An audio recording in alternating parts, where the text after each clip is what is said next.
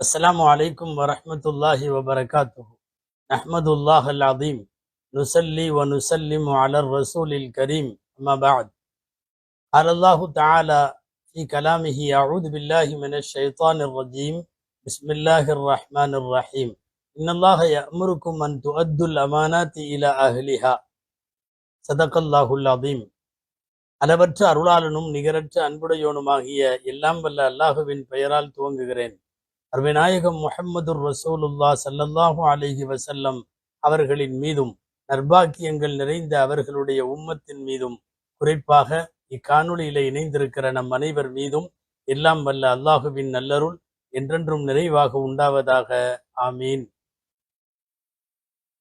அல்லாஹுவின் பேரருளால் புனித ரமலான் 2026 இன்றைய தராவீஹ் என்கிற தொடர் வரிசையில் இன்றைக்கு ஓதப்பட போகிற ஒரு வசனம். அல்லாஹு சொல்லுகிறான், இன்னல்லாஹ யஅமுருக்கும், நிச்சயமாக அல்லாஹ் உங்களுக்கு உத்தரவிடுகிறான், அன் துஅத்துல் அமானாத்தி இலா அஹ்லிஹா, அமானிதங்களை உரியவர்களிடம் நீங்கள் ஒப்படைக்க வேண்டும் என்று அல்லாஹ் உத்தரவிடுகிறான். அமானிதம் இது ஒரு மிகப்பெரிய செய்தி. ஆனால் பலராலும் சாதாரணமாக கருதப்படுகிற செய்தி. அமானிதம் எத்தனை வகை, என்ன அமானிதமெல்லாம் பேணப்பட வேண்டும் என்பது குறித்து நாம் இன்றைய தராவீகிலே சிந்திப்போம். குர்ஆனின் பல்வேறு இடங்கள் அமானிதத்தை பேசுகிறது. குறிப்பாக ஒரு வசனம் உங்களின் செவிகளுக்கு சென்றடைய வேண்டும். இன்னா அரதுனல் அமானத அல சமாவாதி வல் அர்தி வல் ஜிபால், வானங்களிடமும் பூமியிடமும் மலைகளிடமும் நாம் அமானிதத்தை கொடுத்தோம், எடுத்து காட்டினோம், ஒப்படைத்தோம். அமானிதத்தை வாங்க மறுத்துவிட்டது. அந்த அமானிதத்தை கையில் எடுப்பதை ரொம்ப பயந்தது. எல்லாமே வானம் பயப்படுகிறது, பூமி பயப்படுகிறது, மலைகள் பயப்படுகிறது. வஹமலஹல் இன்சான், மனிதன் தான் அந்த அமானிதத்தை சுமந்தான் என்று குர்ஆன் சொல்லுகிறது. அன்பானவர்களே, அமானிதம் அப்படின்னு சொன்ன உடனே நாம் எல்லாம் என்ன முடிவு பண்றோம்னா, இது ஏதோ காசு கொடுத்து வச்சா திரும்ப கொடுக்கறத பத்தி சொல்றாங்க போல தெரியுது என்று நினைக்கிறோம். அமானிதம் என்பது காசு பணம் மட்டுமல்ல. அமானிதத்திற்கு நிறைய பகுதிகள் உண்டு, நிறைய பிரிவுகள் உண்டு. அதுல ஒண்ணுதான் காசோ பொருளோ அடமானம் கொடுத்து வச்சா அந்த அமானிதத்தை திரும்ப செலுத்தணுங்கிறது அதனுடைய ஒரு பார்ட்டு தான். உங்களிடம் சொல்லப்படுகிற ரகசியங்கள் அமானிதமானவை. உங்களிடம் கொடுக்கப்பட்டிருக்கிற பதவிகள் அமானிதமானவை. உங்கள்கிட்ட கொடுத்திருக்கிற குழந்தைகள் அமானிதமானவை. நீங்கள் பங்கேற்று கொள்ளக்கூடிய சபைகள், மஜ்லிஸுகள், கூட்டங்கள் அமானிதமானவை. உங்களிடம் விசாரிக்கப்படுகிற ஏதேனும் தகவல்கள் அமானிதமானவை. இத்தனை அமானிதம் இருக்குது. நாம என்ன நினைச்சுக்கிறோம்னா, அமானிதம்னா பொருளோ பண்டமோ காசோ பணமோ கொடுத்து வைத்து விட்டு சிறிது தவணைக்கு பின்னாலே அதை பெற்றுக் கொள்ளுகிற போது ஒப்படைக்க வேண்டும் என்று அல்லாஹ் சொல்லுகிறான்னு நினைச்சுக்கிறோம். காசு பணம் மட்டுமல்ல, ரகசியங்கள், மானபங்கம் சம்பந்தப்பட்ட விஷயங்கள், இது எல்லாமே அமானிதம். யாராவது ரகசியம்னு ஒண்ணு சொல்லிட்டா அதுக்கு பேர் அது அமானிதம். திரும்ப நாம எல்லாத்திட்டையும் போய் நீ யார்ட்டையும் சொல்லிடாத, எங்கிட்ட மட்டும் அவர் சொன்னாரு. சமயங்கள்ல ஒரு செய்தி ஊரா சுத்தி திரும்ப அவரு காதுக்கே வரும். அதாவது யார்கிட்டையும் சொல்ல வேணாம்னு சொன்னாரோ அவர் காதுக்கே திரும்ப வரும். ரகசியங்கள் அமானிதமானவை. அதுபோல பொறுப்புகள் அமானிதம். நான் இந்த அமைப்புக்கு தலைவர், நான் இந்த அமைப்புக்கு செக்ரட்டரி, நான் பொருளாளர், நான் இந்த பள்ளிவாசலுக்கு தலைவர், நான் இந்த மதரசாவுக்கு தலைவர், நான் இந்த கட்சியினுடைய அமைப்பாளர். எத்தனை பொறுப்பு யார் யாருக்கு இருக்கோ பொறுப்பு பூரா அமானிதம். இன்னைக்கெல்லாம் அந்த அமானிதத்தையே புரியாதவங்களும் அமானிதத்தினுடைய பொருள் புரியாதவங்களும் தான் அந்த பதவிக்கு வரணும்னு நினைக்கிறாங்க. இது எவ்வளவு பெரிய அமானிதம் பதவிங்கிறது. அது எந்த பதவியா இருந்தாலும் சரி, எந்த தலைவர், செயலாளர், பொருளாளர், உறுப்பினர், செயற்குழு, பொதுக்குழு எதுவா இருந்தாலும் சரி, பொறுப்புகளில் அத்தனை பொறுப்புகளும் அமானிதம். எல்லாம் விட பெரிய அமானிதம் என்ன தெரியுமா? நம்மள்ட்ட ஒப்படைக்கப்படுகிற குழந்தைகள். அந்த குழந்தைகளுக்கு மார்க்க நெறி பிரகாரம் எல்லாம் செய்யணும். கல்வி, ஒழுக்கம், அவர்களுடைய பண்பாடு, கலாச்சாரம், பழக்க வழக்கம் எல்லாமே அமானிதம். குழந்தைகள் எல்லாம் அமானிதம். எனவே அமானிதம் என்பது ஒரு செய்தி அல்ல, அது பன்முகத்தன்மை கொண்டது. இவ்வளவும் அமானிதத்துல வரும். ஸல்லல்லாஹு சொன்னாங்க, அல் மஜாலிசு பில் அமானா, சபைகள் எல்லாம் அமானிதம். ஒரு சபையில உட்கார்ந்து ஒரு விஷயத்த பேசுறோமல்ல, ஒரு மஷூரால உட்கார்ந்து ஒரு விஷயத்த பேசுறோமல்ல, அந்த எடுக்கப்பட்ட முடிவை தான் வெளியே சொல்லணும். இந்த முடிவு தான் வெளியே சொல்லணும். ஆமா, இந்த மாதிரி அடுத்த வாரம் இப்படி பண்ணலான்னு தீர்மானமாயிருக்கு அப்படின்னு சொல்லணும். நம்ம போய் உட்கார்ந்துட்டு அந்த மஷூராவுக்கு முன்னால கருத்து பரிமாற்றம் எல்லாம் நடந்துச்சுல்ல, இது மஜ்லிஸுடைய அமானிதம். அதை போய் வெளியே சொல்றாரு. அவர் என்ன சொன்னார் தெரியுமா? அவர் இப்படி சொன்னார். அதுக்கு அவர் அப்படி பதில் சொன்னார். அப்புறம் நான் என்ன சொன்னேன் தெரியுமா? நான் இப்படி சொன்னேன். இது மஜ்லிஸ்ல கலந்து கொள்ளுகிற அந்த அமானிதத்தை மீறுற செயல். முடிவுகள் தான் சொல்லப்பட வேண்டும். அல் மஜாலிசு பில் அமானா. அதே மாதிரிதான் அமானிதமாக யாராவது எதையாவது கேட்கிற போது அமானிதமா தான் பதில் சொல்லணும். நாங்க இந்த மாப்பிள்ளையை கட்டலான்னு இருக்கிறோம், எங்க பொண்ணுக்கு இந்த மாப்பிள்ளையை கல்யாணம் பண்ணட்டுமா அப்படின்னா, ஒருத்தர் யார்கிட்டயாவது மஷூரா கேட்டா ரசூலுல்லாஹ்வுடைய ஹதீஸ், அல் முஸ்தஷாரு முஅத்தமனுன், மஷூரா செய்யப்படக்கூடியவர் அமானிதத்திற்கு சொந்தக்காரர். அவர் என்ன செய்யணும்? அமானிதமா அவருக்கு தெரிஞ்சதை, பிளஸ்ஸா இருந்தாலும் மைனஸா இருந்தாலும் கரெக்டா சொல்லணும். அதை விட்டுட்டு அவருக்கு எல்லாம் தெரியும் அந்த மாப்பிள்ளை சரியில்லைன்னு, தங்கமான மாப்பிள்ளை, அருமையான மாப்பிள்ளை, உனக்கு இப்படியெல்லாம் ஆள் கிடைக்காது, உடனே கொடுத்துரு அப்படின்னு எல்லாம் சொல்றது. அவன் குடிகாரனா இருப்பான், போதைக்கு அடிமையா இருப்பான், தவறானதா இருப்பான், தெரியும் இவருக்கு, தெரியும். அதாவது தமிழ்நாட்டுல ஒண்ணு சொல்லி வச்சிருக்காங்க இல்லையா, 1000 பொய் சொல்லியாவது கல்யாணம் பண்ணுன்னு. அறவே அதுக்கு அனுமதி இல்லை மார்க்கத்துல. ஒரு பொய் சொல்லி கூட கல்யாணம் பண்ணக்கூடாது. அதே மாதிரி அமானிதம்னு விசாரிக்கிறப்போ நல்ல ஆளுன்னு தெரியுது, நல்ல பொண்ணுன்னு தெரியுது, அந்த வீட்லயா கட்டுறீங்க அப்படின்னு ஒரு இழுத்து விட்டுறது. இந்த மாதிரி மஷ்வராக்கள் செய்யப்படுகிற இடமெல்லாம் அமானிதம். எனவே பொருட்களில் அமானிதம், பதவிகளில் அமானிதம், மானபங்க விஷயங்களில் அமானிதம், குழந்தைகள் அமானிதம், சபைகள் அமானிதம், மஷ்வரா செய்யப்படக்கூடிய நபர்களும் இடங்களும் அதெல்லாம் அமானிதம். இவ்வளவையும் பேணாம சும்மா காசு கொடுக்கறது மட்டும் செய்யக்கூடாது. சில நேரம் சில அமானிதங்களை சில பேர் நம்மள்ட்ட விட்டுட்டு போவாங்க.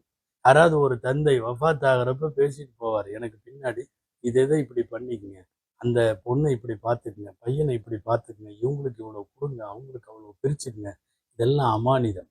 அந்த ஆள் தான் போயிட்டாரல்ல. அமானிதமான செய்திகளை வாங்கிவிட்டு இறப்பிற்கு பின்னால், ஒரு சகோதரன் இறக்கிற போது ஏதாவது சொல்லிட்டு இறப்பான், ஒரு தந்தை ஏதாவது சொல்லிட்டு, இந்த வசியத்துகள் அத்தனையும் அமானிதமானவை. அவங்க சொன்ன பிரகாரம் செய்யலைன்னா இவன் இம்மையும் பாழாகும், இவனுடைய மறுமையும் பாழாகும். அமானிதம் ரொம்ப முக்கியமானது. உலகத்துல வந்த அத்தனை நபிமார்களுக்கும் இருக்க வேண்டிய பண்பு 3. எல்லா நபிக்கும் இது ஒரே மாதிரி யூனிட்டி, ஒரு யூனிஃபார்ம். இந்த 3ல ஒன்றும் மிஸ் ஆக முடியாது.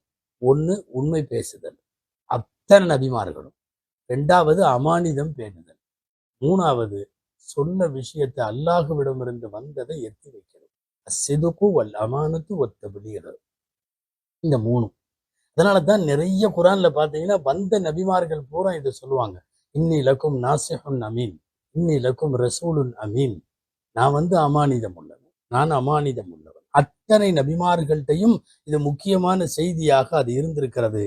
ஒரு கால் எங்கேயாவது அமானிதம் மிஸ் ஆகுது, ஒரு காலத்துல யாரும் அமானிதம் சரியா பேணல, ஸல்லல்லாஹு சொல்றாங்க, இதா துய்யாத்தில் அமானத்து ஃபல்தத்ரி ஸாஆ, அமானிதம் வீணடிக்கப்படுமானால் கியாமத்து வருங்கிறத நீங்க எதிர்பாருங்கன்னு சொல்றாங்க.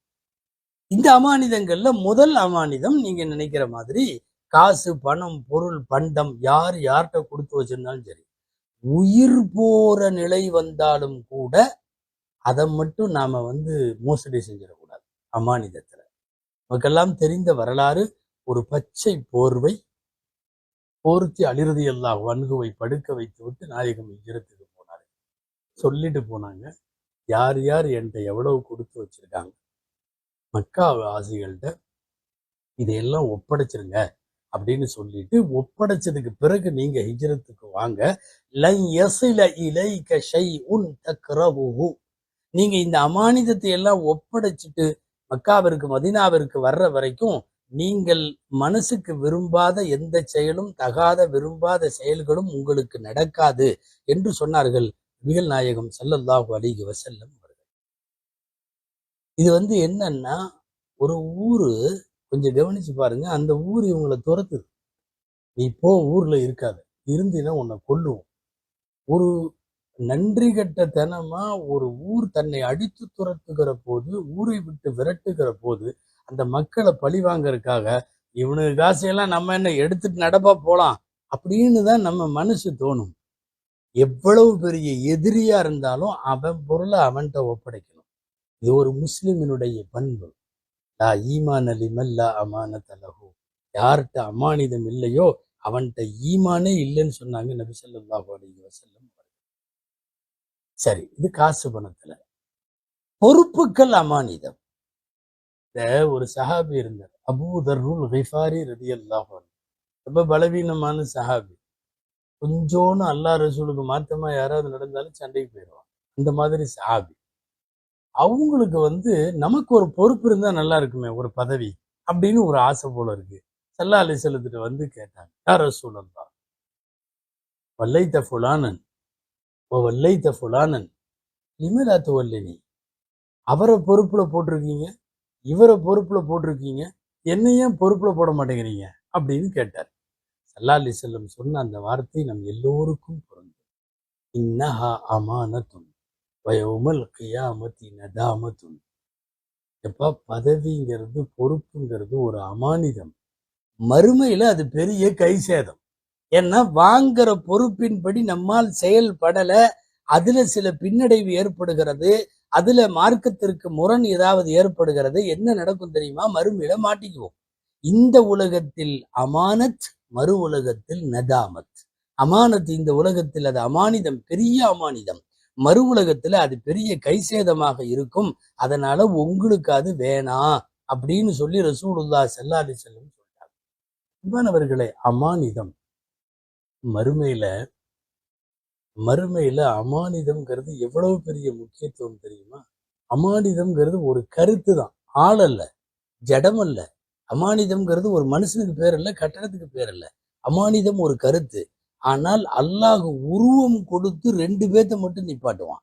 ஒன்னு அமானிதத்திற்கு உருவம் கொடுக்கப்படும், இன்னொன்னு உறவு என்பதற்கு, உறவு பாராட்டுதல் என்பதற்கு உருவம் கொடுக்கப்படும். உறவுகள் இவன் என்னை துண்டித்தான், இவன் என்னை சேர்ந்து வாழ்ந்தான்னு சாட்சி சொல்லும். அமானிதம் இவன் என் விஷயத்தில் மோசடியாய் நடந்து கொண்டான் என்று சாட்சி சொல்லும்.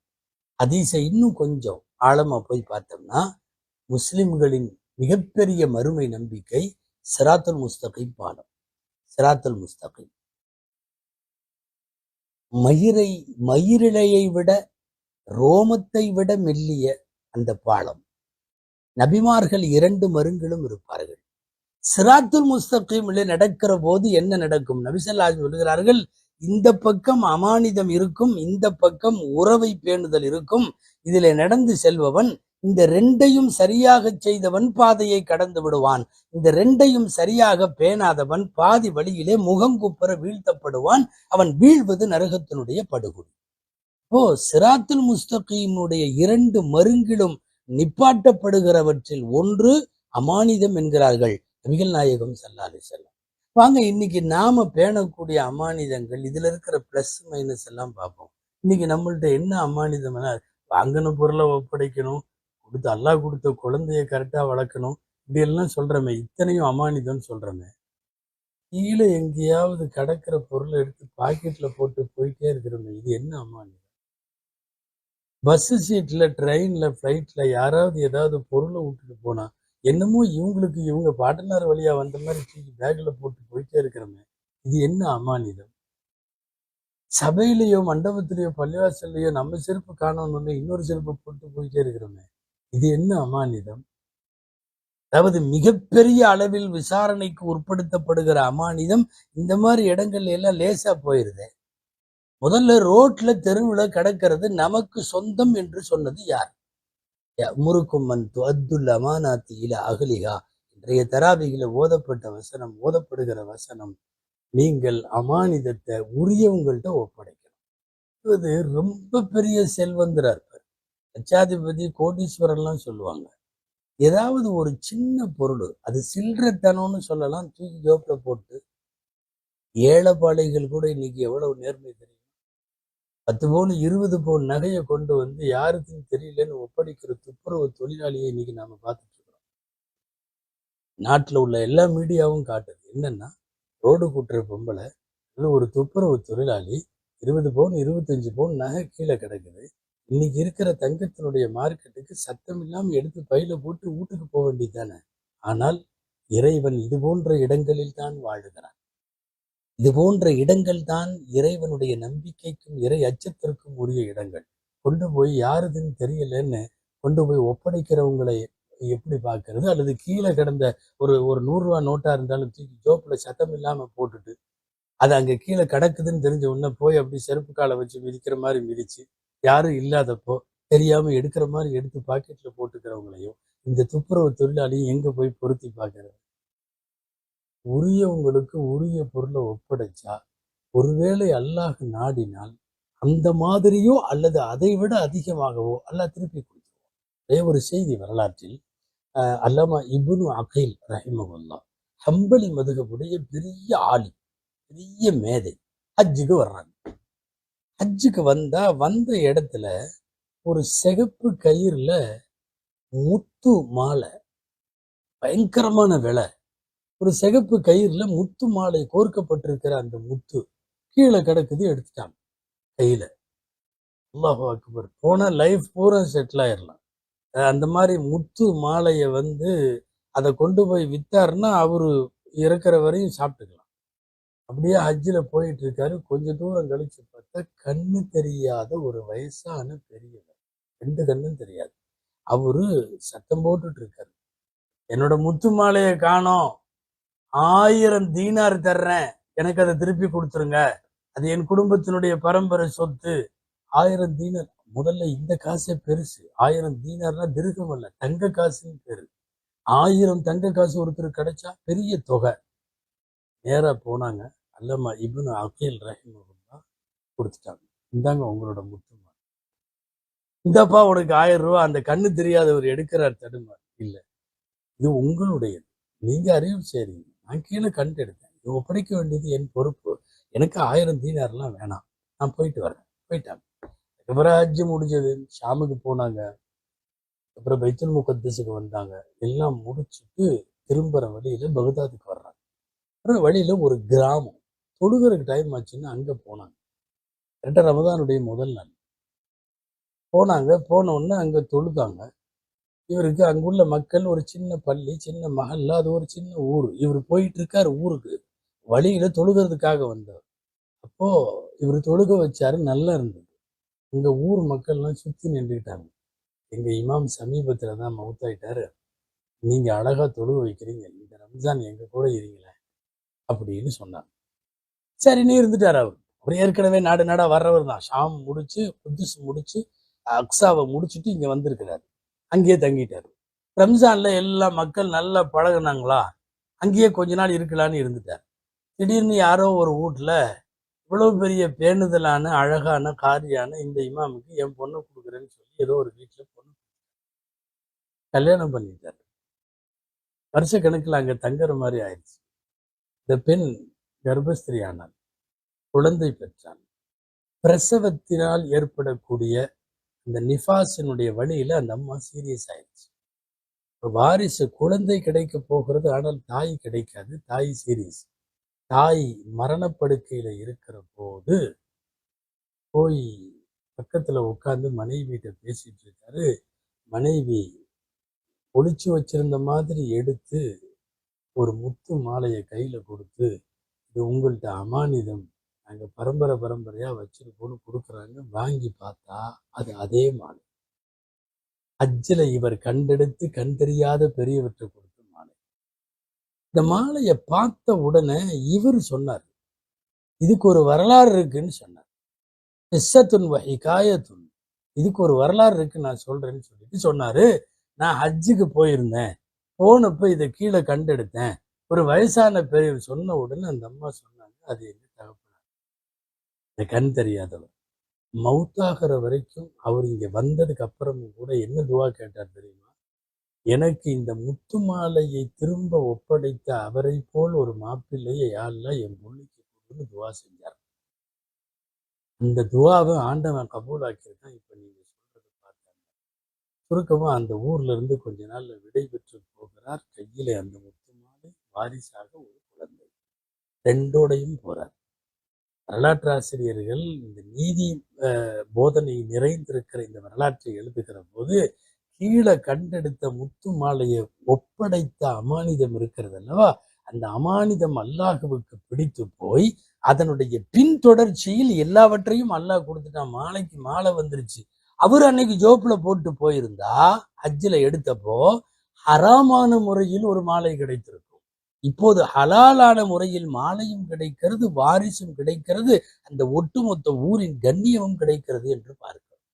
அன்பானவர்களே, அமானிதம் காசு பணத்தில் அல்ல, காசில், பணத்தில், பண்டத்தில், மொத்த பொருளாதாரத்தில், ரகசியங்களில், குழந்தைகளில், பதவிகளில், மானபங்கங்களில், மஜ்லிசுகளில், உங்களிடம் விசாரிக்கப்படுகிற மஷ்வராக்களில் அத்தனையிலும் அமானிதம் பேண வேண்டும். அல்லாஹ் தௌஃபீக் செய்வானாக. அமீன். வாஹிர் தஅவானா அல்ஹம்துலில்லாஹி ரப்பில் ஆலமீன். அஸ்ஸலாமு அலைக்கும் வரஹ்மத்துல்லாஹி வபரகாத்துஹு.